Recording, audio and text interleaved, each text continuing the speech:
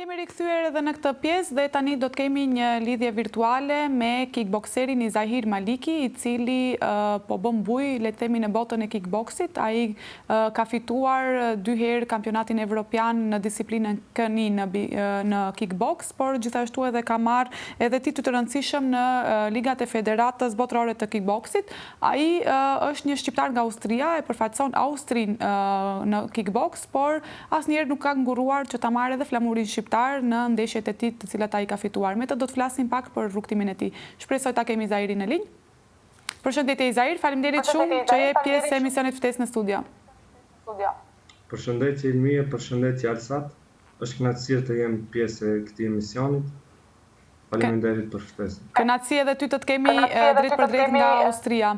Më trego pak për të gjithë shikuesit tanë, të flasim pak për ty, kush është Izahir Maliki, kur ke filluar të merresh me kickboks? Jam Izahir Maliki, vin nga fshati Kalisht i Gostivarit, jetoj dhe veproj në Velst të Austrisë, i kam 20 vjet. Kur ke filluar të merresh me kickboks? Në çfarë moshe ke nisur të stërvitesh? Kam nisur që në moshën 7 vjeçar. Unë jam 3 herë kampion Europe dhe 1 herë kampion bote. Besoj që duken këtu. Janë 3 herë kampion Europe dhe kjo është kampion i botës. Pra 3 herë ke qenë kampion bote, sepse unë e thash 2 herë në fakt, por që faktikisht 3 herë ke fituar kampionatin e Evropës në disiplinën këni, që quhet në kickboks, apo? Po. Kush të ka mbështetur më shumë, sepse ti the që ke filluar që në moshë 7 vjeçare dhe është një moshë e hershme për të filluar për të marrur me kickboks, që në moshën 7 vjeçare deri më tani nuk ke ndaluar duke u marrë me kickboks. Kush të ka mbështetur më shumë në fillimet e tua? Mbështetjen më të madhe e kam pas nga familja ime, nga shokët e mi, miqtë e mi dhe trenerët e mi, që i falenderoj shumë. Sigurisht, familja është gjithmonë aty për të mbështetur për të gjitha ëndrat në fakt që ne kemi në jetë. Më trego pak për ndeshjen tënde të parë. Në çfarë moshe ke luajtur ndeshjen tënde të parë? Më trego pak për emocionet që ke pasur në ndeshjen tënde të parë. Ndeshja ime e parë kam pas me 14 vjet. Ka qenë në Sarajev në Bosnjë. Mundësin ma dha treneri Samir Nuredini. Jam ndeshur për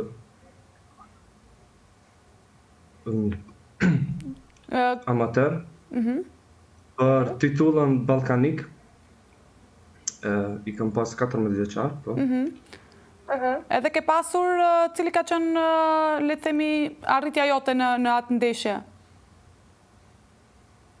Ati i kam pas di ndeshje kundër di sërp, edhe i kam fitu të dia, edhe jam bë kampion ballkanik. Pra që në ndeshjen tënde të parë ti ke fituar një kampionat, apo? Ka qenë për junior amater. Për junior, po. Cilat kanë qenë ndjesit të tua në ato momente, në atë ndeshje? Ke pas emocione kur ke hyrë në ndeshjen, sepse sigurisht ti je stërvitur prej në moshën 7 vjeçare, në ndeshjen e parë ke qenë 14 vjeçar, megjithatë besoj që ndeshja jote e parë duhet ke qenë emocionuese. Kam pas shumë emocione, s'kam kanë shumë i kontrolluar, ama Megjithatë ke arrit që ti jesh kampion të fitosh pikërisht atë kampionat.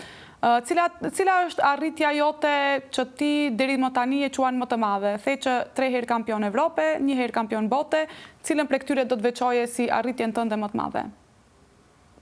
Arritja më e madhe është për mu kampioni botës.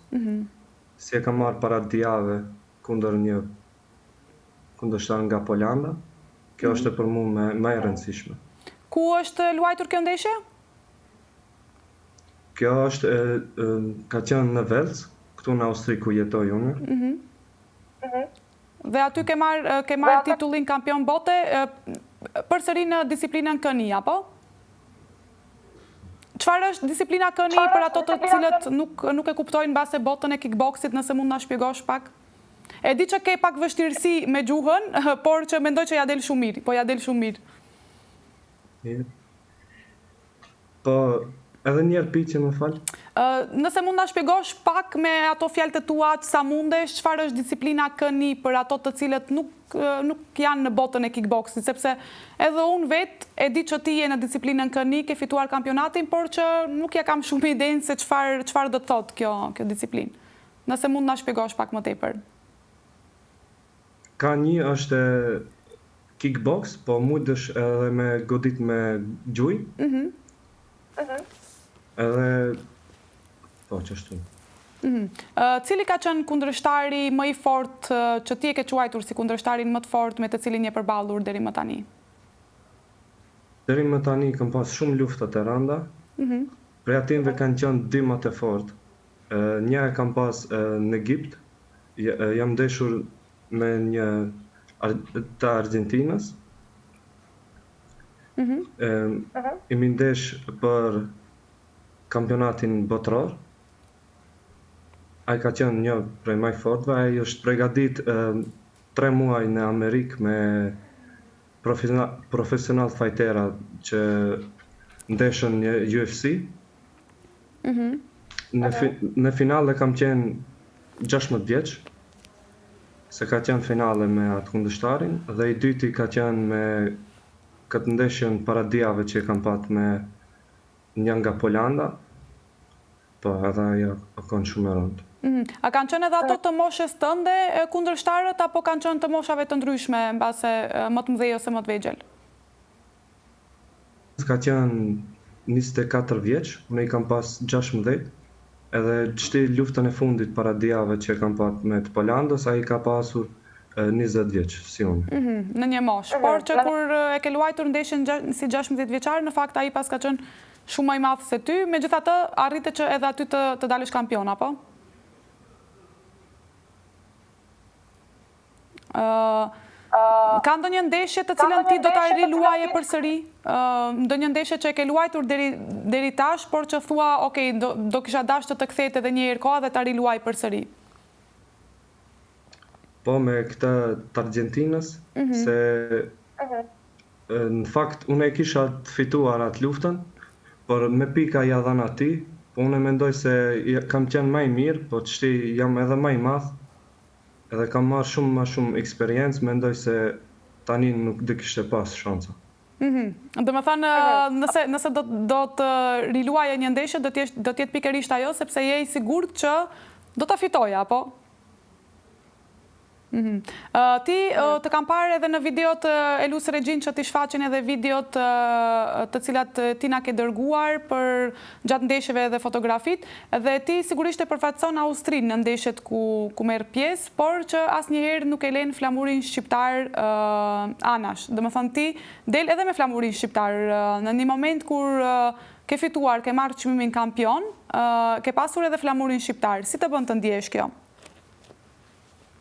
Ndjem shumë krenat që jam shqiptar, gjithë e kam flamurin me veti kur hi, edhe me të Austrisi, se për Austrinë ndeshëm. Po, sigurisht Austri, sepse Austrinë e përfaqëson, por që nuk e ke lënë edhe flamurin shqiptar. Më trego pak sa është e vështirë të përgatitesh për një kampionat të madh? Sa kohë të duhet për të përgatitur për një kampionat të madh? Është shumë e rëndësishme, duhet shumë sakrificë dhe shumë disiplinë. Duhet gjithë mu përgatit shumë, me muaj. Sigurisht, besoj që duhet edhe përgatitje mentale, edhe përgatitje psikologjike, apo? Sepse nuk është vetëm përgatitja fizike, por edhe përgatitja mentale që duhet përgatitesh për të hyrë në një ndeshje të madhe. Po, edhe duhet mu izolu nga kontaktet. Duhet me telefon s'kam shumë, veç ma shumë, s'kam me telefon shumë punë, ma shumë veç me trenerët edhe me fizioterapistin që më ndihmon. Po, që e ndjek sigurisht punën tënde. Si e përballon presionin para një ndeshjeje? Sepse besoj që në momentin që del në ring, sigurisht që ka shumë presion, edhe nga publiku, por edhe nga ajo se çfarë pritet prej teje. Si e përballon këtë presion? Ndesh, kam pas ma shumë emocione, po tani se i kam bërë ma shumë lufta, jam ndesh ma shumë, kam marrë ma shumë eksperiencë, e kam pak ma letë edhe jam ma i qetë në ring. Nuk e kam problem. Tashmë je bërë profesionist, sepse që në moshë 7 vjeçare, më pas 14 vjeçare si kampion i Evropës dhe tash edhe në fund edhe i botës. Sigurisht i besoj që mendon ta vazhdosh këtë, apo? Po, pa qetë. A ka pas në një moment kur ke menduar që ta lësh këtë sport, mos merresh më me sport?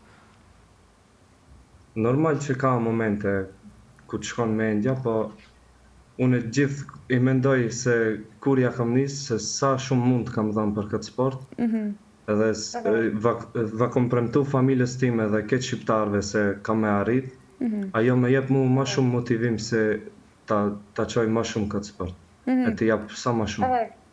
Pra premtimi që i ke dhënë familjes, por edhe shqiptarve, sepse ti sigurisht je ende 20 vjeç dhe i ke marrë këto tituj, por që besoj që do të ketë tituj edhe më të mëdhej dhe emri yt do të dëgjohet, apo dhe atë pret, ajo të motivon mbase apo për të vazhduar më tej.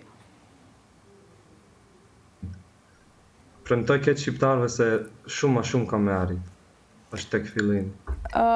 Si Adel të ruash, ne shpresojmë shumë sigurisht që të arrish edhe arritje edhe më të mëdha se ç'ke arritur deri më tash. Si arrin ta mbash edhe disiplinën në përditshmëri, sepse sigurisht duhet të jesh i kujdesshëm, mos kesh lëndime fizike, duhet të jesh i kujdesshëm për ta ruajtur edhe disiplinën. Si arrin t'ja bësh këtë? Po, unë e bëj që 13 vjet kickboxing edhe e kam disiplinën më si normal është për mu. Përditshmëri. Po, përditshmëri dhe sigurisht. Çfarë roli luan edhe trajneri yt? Sa të ndihmon edhe trajneri yt edhe për ta ruajtur edhe disiplinën e përditshmëri, por edhe për përgatitjet tua gjatë për një ndeshje të madhe? Përpiqjen tjetër, mos kisha pat aq shumë disiplinë, nuk dhe kisha arrit çti ku jam, me këtë moshë se jam shumë i ri, nuk dhe kisha pat këto titulla, për ashtu. Edhe trenerët rol të madh në karrierën time, në suksesin tim, se i kam 2 trenera, një nga Austria, Andreas Helml, që më mbështet që 13 vite, e kam edhe një trener tjetër që e kam familje, Burim Rufati, e kam si vlla, edhe ai si cili më ndihmon psikikisht, mentalisht këtë gjajet. Dhe me bë plan program për kundërshtarëve mi. Shumë e vërtet në fakt sepse me Burimin edhe kontaktuam, Burimi është edhe në ndërkohë edhe menaxheri yt, apo ai me atë në fakt edhe unë kontaktova për të arritur sigurisht për të intervistuar ty dhe me të vërtet ishte shumë i përkushtuar në punën që bënte, sepse ishte shumë i përkushtuar për të treguar arritjet e tua dhe për të përgatitur edhe për këtë intervistë, sepse siç e thash më herët e ke pasur probleme dhe gjuhën, por që mendoj që e ke ruajtur mjaft mirë dhe po bën një punë mjaft të mirë. Cili është një titull, duke qenë se tash jemi në fund të intervistës, cila është ëndra jote në kickbox? Cili është titulli që ti e ëndron që ta arrish? Ëndra ime gjithë ka qenë me hi në Glory ose në One Championship, si ato janë në kickbox më të lartët, ati mu bo kampion bote. Dhe shpresojmë. Shpresojmë shumë që ti ta arrish edhe këtë ëndrën që e ke. Izair, faleminderit shumë që ishe pjesë e emisionit Ftesë në studio. Unë të uroj shumë suksese në rrugtimin tënd në kickbox. Faleminderit. Veç edhe një sen Ilmia. Po, patjetër. Nëse doni të më ndjekni në Facebook ose në Instagram, e kam emrin Izo Maliki. Këtë bashkë shkrume. Edhe këtë shqiptar nëse kanë mundësi me mbështet. Do të përkrahin, patjetër.